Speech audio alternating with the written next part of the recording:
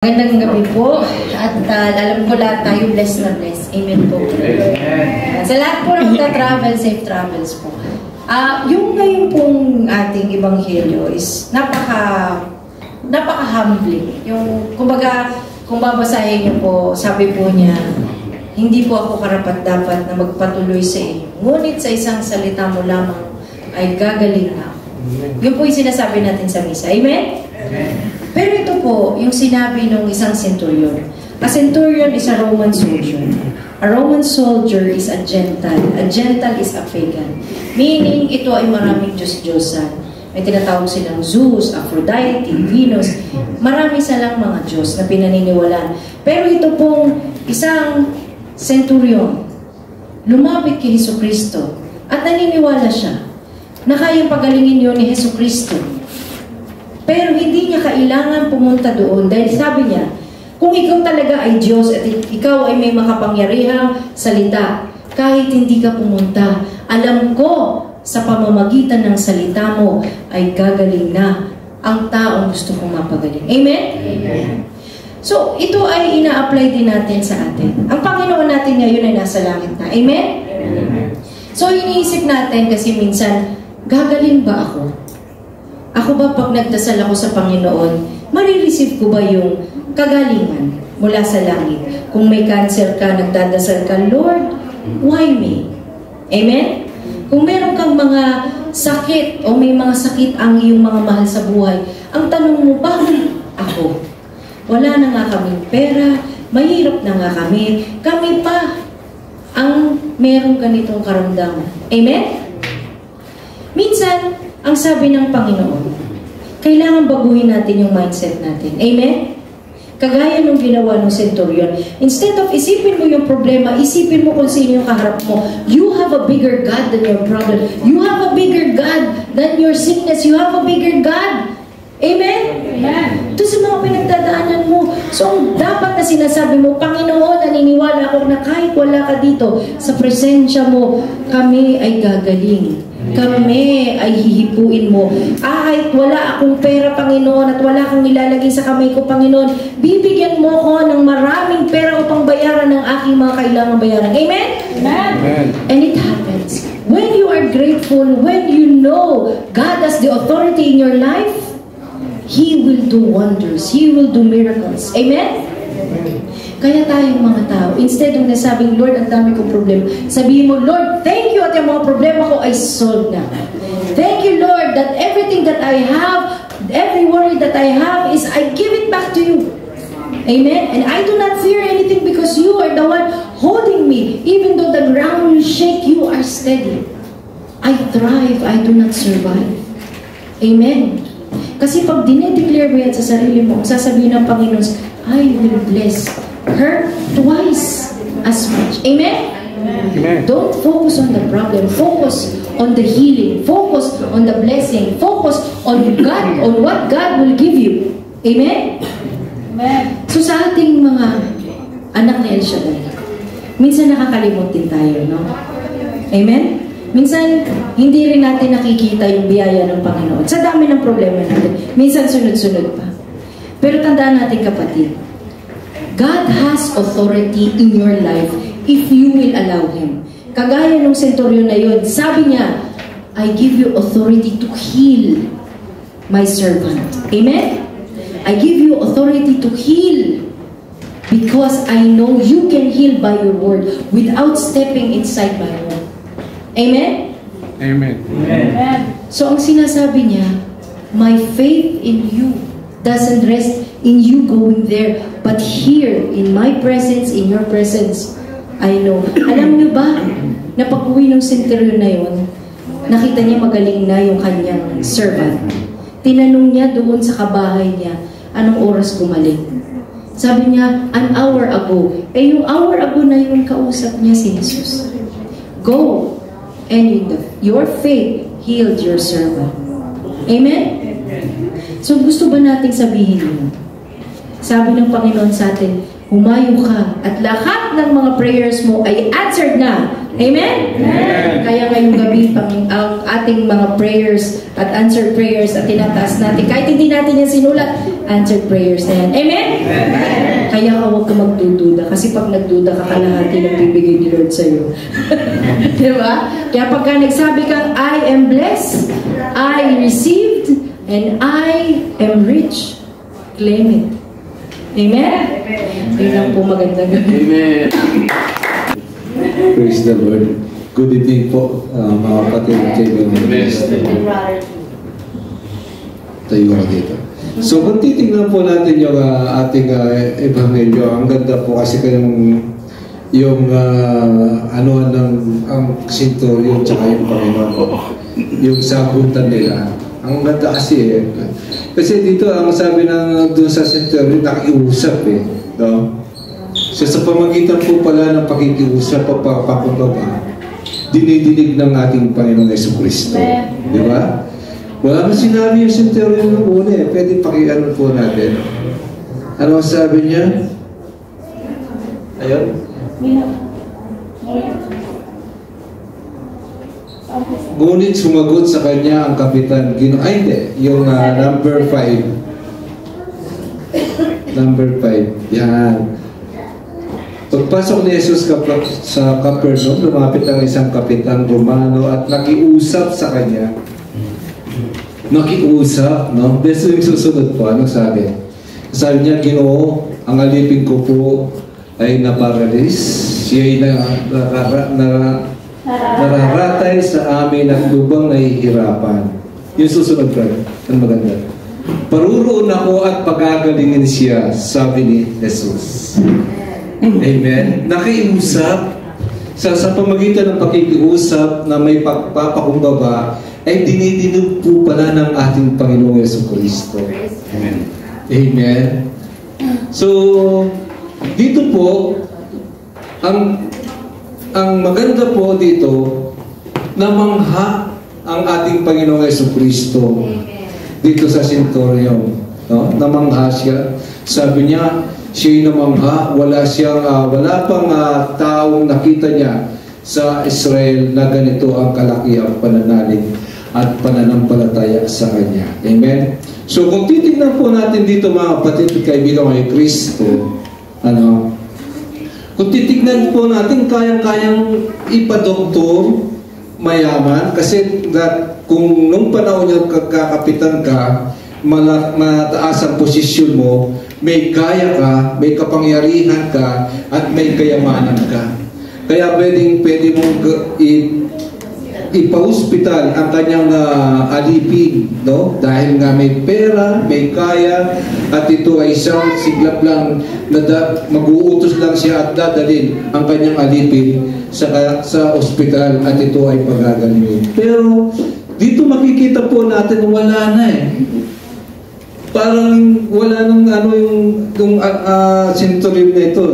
Hindi niya tinignan yung problema. Ba't tinignan niya kung ano ang magagawa ni Kristo sa buhay niya at sa kanyang alipin? Amen? Minsan sa buhay po natin, nakatuon lang po tayo sa ating problema. No? Hindi natin nakikita kung ano ang magagawa ni Kristo sa buhay po natin. No? Lagi nating iniisip yung problema natin, bukas kung anong gagawin ko, bukas kung anong problema, bukas masakit na naman ang tiyan ko, bukas masakit na naman ito. Lagi na lang tinitignan natin yung ating karamdaman at yung dinadanas natin mga pagsubok sa ating buhay. Pero hindi natin nakikita kung ano ang magagawa ng Diyos sa buhay po natin. Hindi po tayo lumalapit kaagad-agad sa ating Panginoon. Amen? Lagi natin nakalagay lagi sa ating puso, sa ating isipan, yung ating karamdaman at yung ating problema. Which is na walang ibang makapag-solve sa ating mga problema, karamdaman, walang iba kundi ang ating Panginoong Jesucristo. Amen. Kailangan ituon po natin yung isip at puso po natin sa ating Panginoon. Amen. Ang isang kasalanan po ng isang tao na may karamdaman at may problema, yung pong I cannot. No? But sa ating Panginoon, always God can. do everything for us. Amen? Sa Diyos, walang imposible. Amen? Sasabihin na, ay, hindi ko na kaya yan. I cannot do this. No? Hindi ko magagawa ito. Siyempre sa sarili natin, hindi po natin magagawa. Pero kapag linapit natin kay Kristo na ating Panginoon, kayang-kayang gawin ng Diyos ang lahat ng ating mga problema, kayang-kayang pagalingin ng Diyos kahit cancer man ang ating ilalapit sa Kanya. Amen? Amen? Amen? So, sabihin mo sa katabi mo, God can do everything. Amen? Kagaya po ng dinudugo 12 years, naubos yung kanyang kayamanan. Pero anong sabi niya? Mahipo ko lang at malapitan si Kristo, ako ay gagaling. So it's mean God can do everything na lahat ng ating pangangailangan. Huwag po natin sasabihin, hindi ko kaya, imposible ito. No, sa atin imposible, pero sa Diyos, walang imposible sa ating Panginoon. Amen? So, bakit po pinagpala yung senturyo, mga kapatid at kaibigan kay Kristo? Bakit po pinagpala at bakit sinagot ng ating Panginoong Jesucristo yung senturyo? Bakit? Kababaan loob, tama? Pero ang pinaka nakita po ng ating Panginoong Jesucristo sa taong ito, yung kanyang pag-iisip, yung kanyang pananalita, at yung kanyang puso. Bakit? Hindi niya po iniisip yung kanyang sarili. Palibhasa siya'y kapitan, mataas ang kanyang posisyon, pero iniisip niya ang kanyang kapwa. Amen? Amen? Hindi makasarili. Amen? Ano pa? Sa pamagitan ng kanyang mga salita, nabighani na mangha ang ating Panginoon Jesucristo. Amen? Ano pa? Yung puso, pagmamahal. Pagmamahal sa kanyang kapwa. So kung tayo po pala ay marunong magmahal at maayos yung ating pananalita at ating iniisip yung ating kapwa, tayo po ay pinagpapala ni Kristo na ating Panginoon. Amen? Magandang gabi po sa inyo. Huwag po tayo magsasawang mag-share sa mga salita ng Diyos na ating pong napapakinggan. Amen? Ang gospel po sa gabing ito sa aking pong sariling interpretation, it's all about faith. Amen? Hallelujah. Pinagaling po ang alipin ng senturyon sapagkat ang kanyang boss ay gano'n na lamang po ang pananampalataya sa ating Panginoon. Sabi nga po sa Matthew 17 verse 20, kung may pananampalataya tayong gabutil o kasing laki ng mustasa, ay pwede natin sabihin sa bundok na ito, pumaroon ka sa kabila. Amen? Amen. Gayon po ang faith na gusto po ng Panginoon na makita po sa ating lahat, especially po sa atin na nakarinig na ng salita ng Diyos at naglilingkod sa Panginoon. Sa last part nga po ng Ebanghelyo na ito, sa chapter 8 verse 11, sabi po doon na magdadatingan daw yung mga tao galing sa iba't ibang lugar. So meaning to say, ang pag-ibig ng Diyos ay equal po para sa lahat. Hintel ka man, pagano ka man, ano man ang pananampalataya o congregation na kinaaniban mo, kung ang pananampalataya mo ay naroon sa ating Panginoon, tayong lahat ay may chances na pagdating ng panahon, makadaup ang palad natin si Abraham, si Isaac at si Jacob.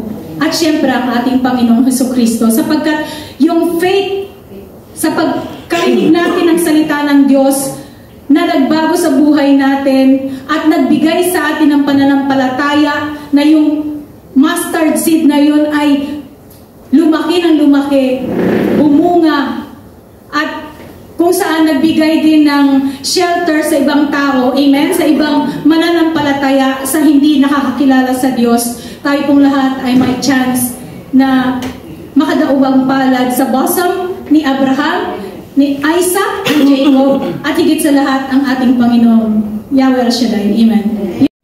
Magandang gabi po sa inyo lahat. Karagdagan lang po yung dinagdag ni Sister Miriam. Bali, ang tayo po, lahat po naman siguro dahil naglilingkod po sa Diyos at may kalaman po tayo sa salita ng Diyos. Siguro po ang idadagdag po siguro po sa mga pangangaral ni Jesus, ang isang sinabi niya, yung sinabi ni Sister Miriam na kahit sinliit, ang may dadagdag ko po hindi sa sinliit o sinlaki, kundi buo na pananampalataya. Buo. Kasi karamihan po sa atin na Kristiyanong tinawag, yun ang, hindi ko naman po inuusgan, pero dapat po buong buo dahil nandiyan po nakasalalay po yung mga kahilingan po natin.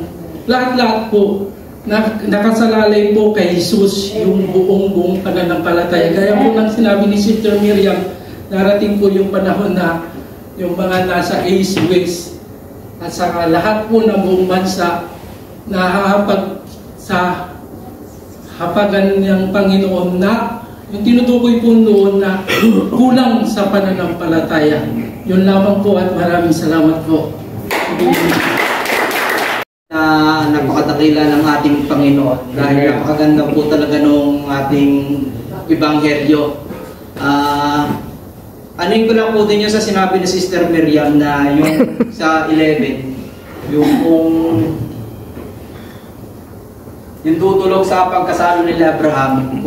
Kung matatandaan po ninyo, si Jonas, siya po pinadala ng ating Panginoon sa Ninive upang ihayag po yung kanyang kadakilaan. At kasi po itong mga tao sa Ninive sobrang sama na. Kaya sabi ng Panginoon kay Jonas, ipangaral niya yung kanyang mabuting balita. At ito po yung mga taong siguro makakasalo ng nila Abraham, Isaac at Jacob. Dahil po, nung ipinangaral po ni Jonas ang salita ng Diyos sa kanila, sila po lahat ay mga nagsapagbago.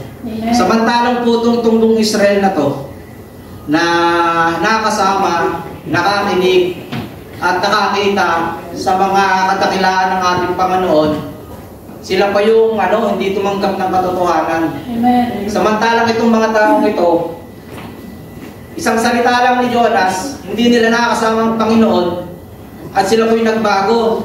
Sila po'y nanalig, nagtiwala, at nagbalik loob sa ating Panginoon.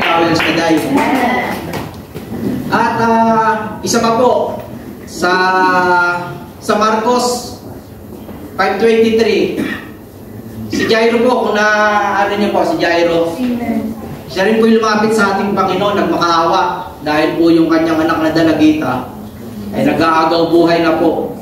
Kaya nung punta po ito ng Panginoon, naantala pa po dahil nga po doon sa nabanggit na babaeng dinudugo nabanggit ni Brother John na pinagaling din ng Panginoon. Tapos po, nung papunta na po sila, dumating po yung mga kapitbahay ni Jairo na yun daw pong anak ni Jairo ay patay niya. Pero pinuntahan po rin ng ating Panginoon. Dito po, naabutan ng ating Panginoon na umiiyak, nagtatangis po yung mga tao na sabi patay na raw po. At sabi po ng Panginoon, hindi, natutulog lang yung dalagita. Pinagtawanan pa po ang ating Panginoon, kaya pinaalis niya po. Naiwan lang po yata yung magulang at saka yung tatlong alaga. Nung hawakan po ng ating Panginoon yung talaga pong pinabangon niya po talaga yung dalagita. At nabuhay po. Hindi po siya may sakit. Siya po talagang namatay. At binuhay po ng Panginoon. Ito pa po kayang mga taong may mga karamdaman na talagang tunay na nanalig at titiwala sa Panginoon. Kaya po silang pagalingin ng ating Panginoon. Amen. Ito lang po at magandang gabi po sa atin. Sa ating ebanghelyo, so may tatlong punto lang po akong gustong i-stress. So, ang una po ay yung malasakit sa kapwa. Yun po yung akin sa pagninila, yung pagmamalasakit natin sa kapwa. Katulad po nung centurion, no? Na sinabi naman niya na may posisyon siya sa lipunan. Mayaman siya, may kaya, pero may malasakit siya doon sa mga nakakababa sa kanya. Ipinakiusap niya. Sabi nga ni Bro Jun, nakiusap. Pinakiusapan niya ang ating Panginoon na pagalingin. So, katulad din po sa atin, ano man ang estado natin, kailangan nandun yung pagmamalasakit sa kapwa. Tayo man ay nakakaangat o tayo man ay nandun sa baba. Kadalasan kasi yung mga nasa baba, kung sino yung may mga problema o may mga pinagdaraanan, mahina sila. So, kailangan merong malasakit. So, kadugtong nito, yung isang punto pa na gusto kong napagnilayan ko, na gusto kong stress ko. Bukod sa malasakit sa kapwa, yung tinatawag nating pananalangin para sa kanila, yung intercessory prayer. Sister Rose. So, sa intercessory prayer, yung intercessory prayer means it's the act of praying to God in behalf of others. So, kasama na rin po doon yung selflessness. Nabanggit natin. Yung kalimutan mo yung iyong sarili para sa kapakanan ng iba. Amen po? Amen. And ang pangatlo po, katulad nung pinabanggit, yung power of words. Amen? So yung kapangyarihan ng mga salita. Katulad po yung kapangyarihan ng salita ng Panginoon. It's either we can build or destroy with our words. So dapat mag-ingat tayo sa ating mga binibigkas, sinasabi patungkol sa ating kapwa, patungkol sa ating Diyos. Dahil sa ating Diyos, ang nararapat lang ay puro papuri, pagsamba at pasasalamat. Yun lang po. Maraming salamat.